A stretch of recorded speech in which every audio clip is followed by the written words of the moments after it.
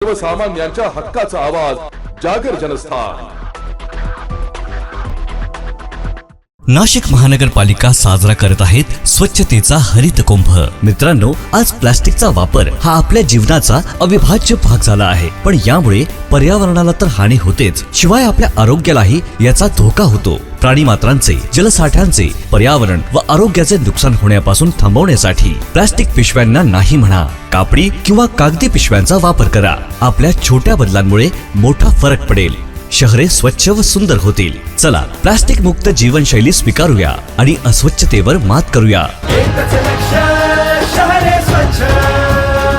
नाशिक महानगरपालिका नाशिक तर्फे जनहितार्थ प्रसारित।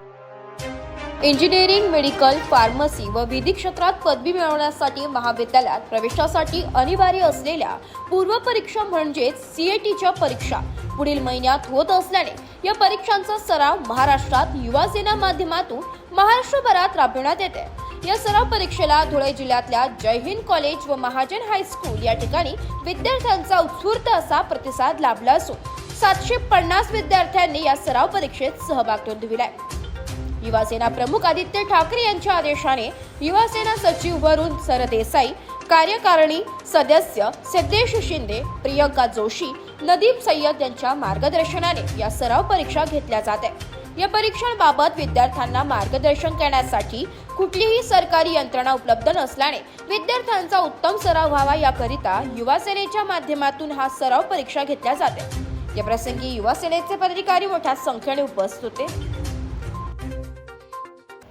सलग 5व्या वर्षी शिवसेना नेते, युवासेना प्रमुख आमदार आदित्यसाहेब ठाकरे तसेच शिवसेना व युवासेना सचिव सन्माननीय आमदार वरुण सरदेसाई साहेब यांच्या मार्गदर्शनाने संपूर्ण महाराष्ट्रात मॉक सीएटी परीक्षेचं आयोजन करण्यात आलं होतं। त्या धर्तीवर धुळे जिल्ह्यातही या मॉक सीएटी परीक्षांचं आयोजन आम्ही या ठिकाणी मोठ्या उत्साहात केलेलं होतं। जवळपास 700 विद्यार्थ्यांनी आज या ठिकाणी पेपर दिलेला आहे आणि वैद्यकीय, विधी, फार्मसी आणि अभियांत्रिकी अशा सर्व फॅकल्टीचे कॉमन परीक्षा या ठिकाणी घेण्यात आलेल्या होत्या।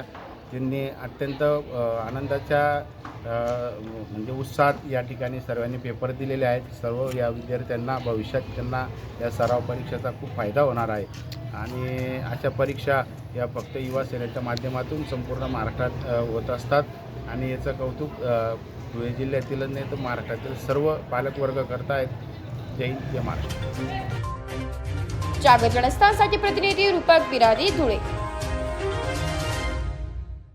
नाशिक महानगरपालिकेच्या सार्वजनिक आरोग्य विभागाच्या वतीने जाहीर आवाहन। गुइलेन बॅरे सिंड्रोम अर्थात GBS ला घाबरू नका, पण दक्षता घ्या। पाणी उकळून प्या, स्वच्छ आणि ताजे अन्न सेवन करा। शिजलेले व न शिजलेले अन्न एकत्रित ठेवू नका। लक्षात ठेवा, अचानक पायात किंवा हातात कमजोरी किंवा लकवा, चालताना त्रास किंवा अशक्तपणा, बऱ्याच दिवसांपासून डायरिया अशी लक्षणे आढळल्यास त्वरित डॉक्टरांचा सल्ला घ्यावा व तात्काळ उपचार सुरू करावा। सार्वजनिक आरोग्य विभाग, मनपा नाशिक द्वारे जनहितार्थ प्रसारित।